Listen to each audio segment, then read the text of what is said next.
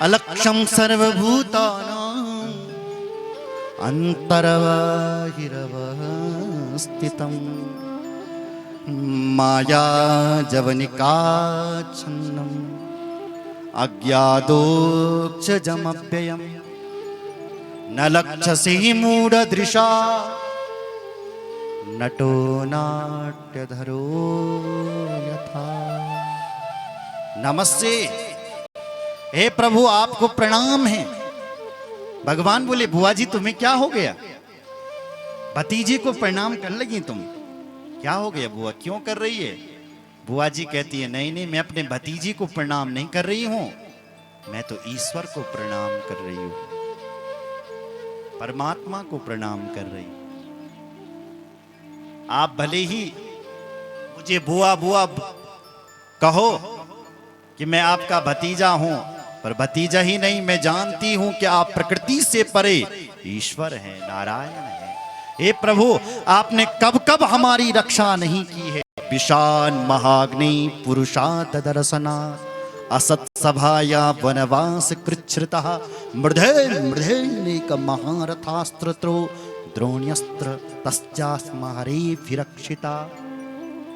विषाद महाग्नि, मेरे बेटे भीम को विष के लड्डू दिए, आपकी कृपा से मेरा बेटा का बाल बांका तक नहीं हुआ। वनवास, 1 साल का अज्ञातवास, कैसे कैसे काटा मेरे बच्चों ने, आपने वहां हमारी रक्षा करी।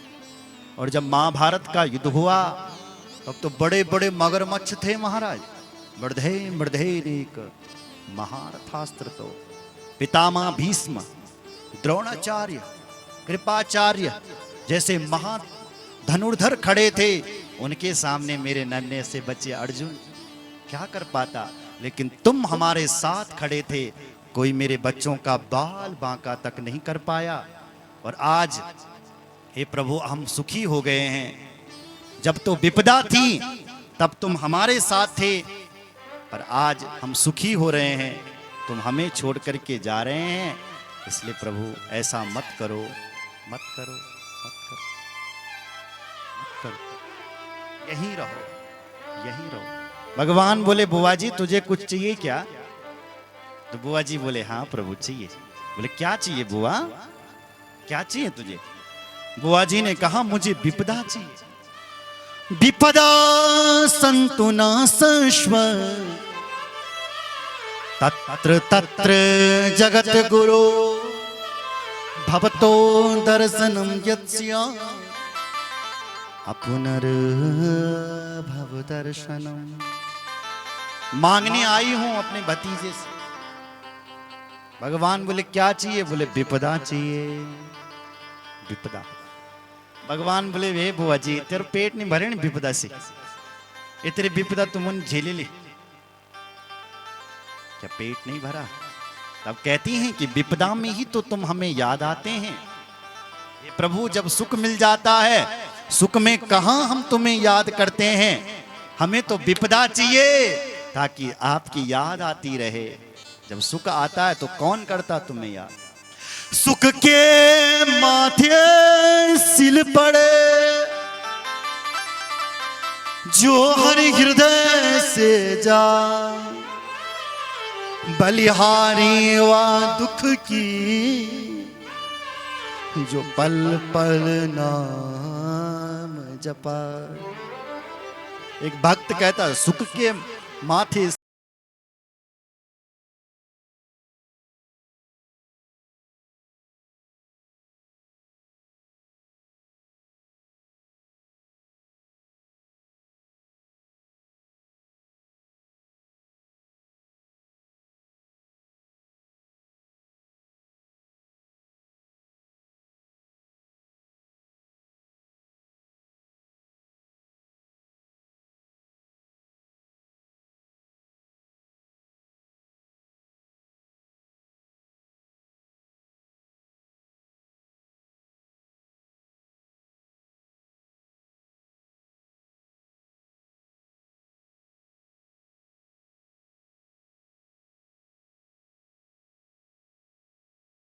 इसलिए प्रभु मत जाइए, भगवान रुक गए। जब बुआ जी ने ऐसा कह दिया तो प्रभु रुक गए और 5 पांडवों के साथ रहने लग गए, उनके साथ चले गए। एक दिन भगवान ने पितामह भीष्म का भी मनोरथ पूर्ण किया। पितामह भीष्म के पास गए और पितामह भीष्म अर्जुन से पूछता, अरे अर्जुन तेरा मित्र नहीं आया है क्या, तेरा सखा नहीं आया है क्या? बोले किसको कह रहे हो? बोले वही तेरा सखा। यम मन्य से मातुलेयम प्रियम मित्रम सुहृतमम अकरो सचिवम दूतम सौहृदारथ सारथि। पितामह भीष्म अर्जुन से कहता, अर्जुन जानते हो इनको, ये कौन है? बोले हम जानते हैं। बोले कौन है? बोले हमारे गुरुजी। पितामह भीष्म ने कहा कितने नाते हैं तेरे इनसे, कितने रिश्ते? ये बात अर्जुन को समझाई और फिर भगवान के लिए कहा, प्रभु आप मुझे इतने प्यारे लग रहे हैं कि मैं चाहता हूं कि जब तक मैं अपने प्राणों को न त्यागूं तब तक आप मेरे सामने खड़े रहिए। सदैव देवो भगवान प्रतीक्षताम् कलेवरं यावदिनं हिनोम्यहम् प्रसन्नः सरुणलोचनो लसन् मुखाम्बुजो ध्यान पतश्चतुर्भुजः। हे प्रभु मेरी एक इच्छा है, करोगे पूरी? बोले जरूर करूंगा। क्या इच्छा है? बोले जब तक मैं इस कलेवर को न त्याग दूं तब तक आप मेरे सामने खड़े रहिए, मेरी यही इच्छा है। और ऐसे नहीं कि टेढ़े खड़े रहे, प्रसन्न हासा, हंसते रहिए, क्योंकि आप हंसते रहेंगे मैं प्राणों को त्याग दूंगा। पांडवों को उपदेश दिया, धर्म का उपदेश, दान धर्मान राजधर्मान मोक्ष धर्मान विभागसः स्त्री धर्मान भगवत धर्मान समासव्यासयोगतः। कई धर्मों का उपदेश दिया, लेकिन सारे धर्मों का एक ही सार है मेरी मां। क्या? श्रूयताम धर्म सर्वस्वम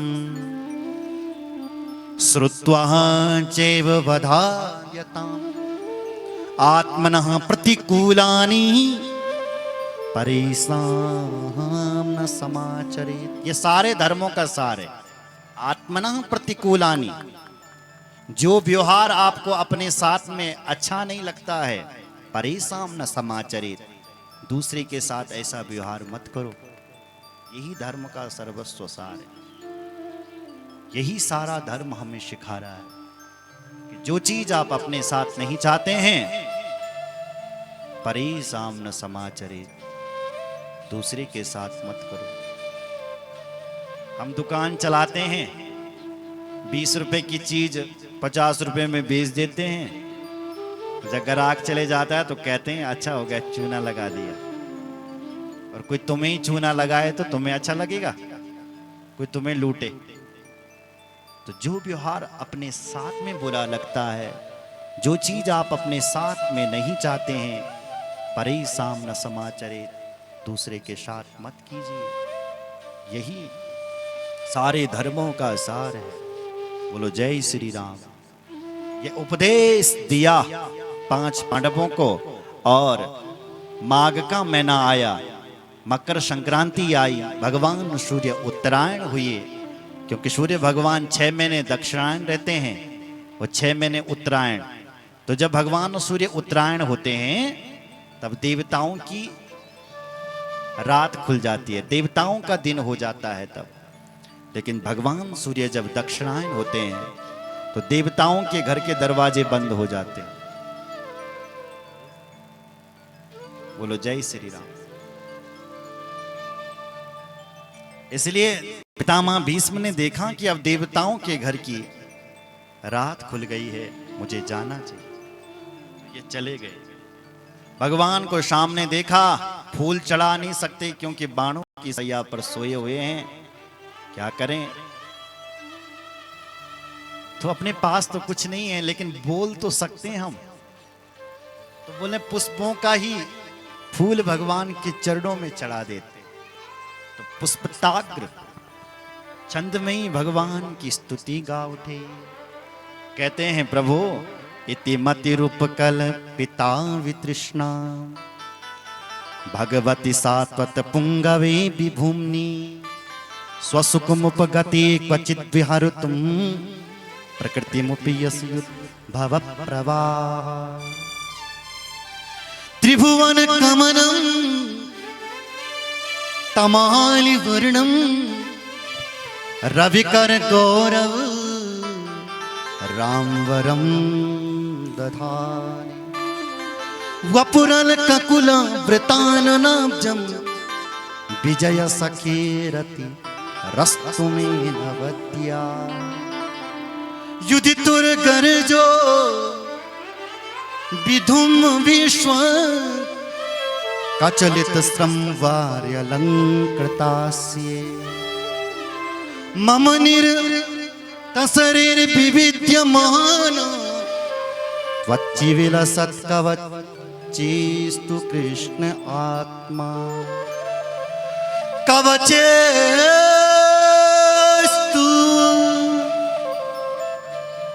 कृष्ण आत्मा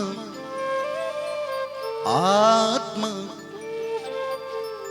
आत्मा। भगवान हमारी आत्मा है। तभी तो मैं कह रहा था कि ये आत्मा जब तक तुम्हारे साथ है तब तक हम शिव हैं। आत्मा ने साथ छोड़ दिया, कृष्ण ने साथ छोड़ दिया मेरी माँ, तो सब हो जाएंगे, मुर्दा हो जाएंगे। ये लोग टाइम नहीं लगाएंगे हमें जलाने में, 2 मिनट लगेंगे केवल। लोग कहेंगे ले जाओ। इसलिए जब तक कृष्ण साथ, प्रभु से हाथ जोड़िए, मेरा साथ मत छोड़िए, मेरा साथ मत छोड़िए। आप पितामह भीष्म भी वही बात कह रहा है, प्रभु मेरी एक बेटी थी, उसका विवाह करना भूल गया मैं, इसलिए मैं उसका विवाह करना चाहता हूं आपसे, क्योंकि मेरी एक ऐसी बेटी है जिसके लिए आज तक कहीं दूल्हा ही नहीं मिला है।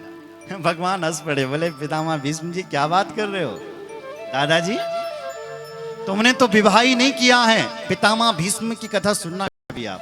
इन्होंने अपने पिताजी के लिए, इनको पिताजी को एक कन्या पसंद आ गई थी, वो भी मछुआरे की बेटी। तो पसंद करते थे इनके पिताजी उसको, लेकिन वो देने से मना कर रहा था कि तेरे घर में बेटा है वो राजा बनेगा। तब इन्होंने प्रतिज्ञा करी, निषाद तू अपनी बेटी को मेरे पिताजी को दे। मैं आज प्रतिज्ञा करता हूं कि जब तक ये जिंदगी रहेगी तब तक मैं विवाह ही नहीं करूंगा। यदि मैंने कभी अपनी प्रतिज्ञा को तोड़ा तो मैं अपने पूर्वजों को अपना मुंह नहीं दिखाऊंगा। तुरंत ऐसी प्रतिज्ञा जब की तो आकाशवाणी हुई, हे बेटा, हे देवव्रत था इसका नाम, तुमने आज भीषण प्रतिज्ञा कर दी, तुम्हारा नाम आज से भीष्म पितामह हो जाएगा, भीष्म हो जाएगा, क्योंकि तुमने भीषण प्रतिज्ञा की। नहीं हो तो भगवान बोले तुमने तो ब्याह ही नहीं किया है, तुम्हारी बेटी कहां से आ गई। तब कहता है प्रभु इति मति, मेरी जो ये मति है ना, मैंने इस मति को ही अपनी बेटी बना रखा है। भगवान बोले दूल्हा नहीं, बोले बहुत ढूंढ लिया, आपको जब देख रहा हूं तो मिल गया है। इसलिए बोले तुम्हारी बेटी में योग्यता क्या है, बोले वितृष्णा, हमारी मति में कोई तृष्णा नहीं है। दुनिया में सबकी मति में तृष्णा रंदी, कहीं पुत्र तृष्णा है, पुत्र तृष्णा है, किसी को पद की, किसी को वैभव की, लेकिन वितृष्णा हमारे मन में कोई कामना नहीं है। इसलिए निष्काम हैं हम, और हम इस मति को तुम्हें देना चाहते हैं। त्रिभुवन कमनम तमाल वर्णम, तुम्हारी ये जो झांकी है ना प्रभु, ये कितनी प्यारी लग रही है, कितनी प्यारी है। मेरी इच्छा है जब तक मैं प्राणों को न त्याग दूं तब तक आप ऐसे ही रहिए। आज एकादशी का दिन था, एकादश श्लोकों में भगवान की स्तुति गा करके परम धाम को चले गए भीष्म पितामह। बोलो भक्त वत्सल भगवान की जय। तत्र दुंदु भयो ने दुर देव मंगनवादिता। पितामह भीष्म प्राणों को त्याग रहे हैं, आकाश से फूलों की वर्षा हो रही है और आज ये पितामह भीष्म परम गति को प्राप्त हो गए हैं। बोलो भक्त वत्सल भगवान की जय। भगवान कई दिनों से यहाँ थे, अब की बार प्रभु न चाहते हुए भी पांडवों के साथ से अपनी द्वारिका में चले गए। द्वारिका में पहुंच करके भगवान ने अपना पांचजन्य शंख फूंक दिया और भगवान की शंख ध्वनि से सारे द्वारिकावासी बाहर चले आए। भगवान अपनी द्वारिकावासियों से मिले, अपनी माता जी से भेंट की, अपनी भगनियों से भामनियों से मिले और उसके बाद अपने द्वारिका में प्रवेश किया। ऋषियों ने पूछा उस परीक्षित का क्या हुआ? बोले हे ऋषियों, भगवान की कृपा से उस परीक्षित का सकुशल जन्म हुआ। ब्राह्मणों ने उसके नामकरण संस्कार करे, उत्तरा के पुत्र का नाम रखा विष्णुरात। विष्णुरात बोले विष्णु ना रातः दत्तः, भगवान विष्णु की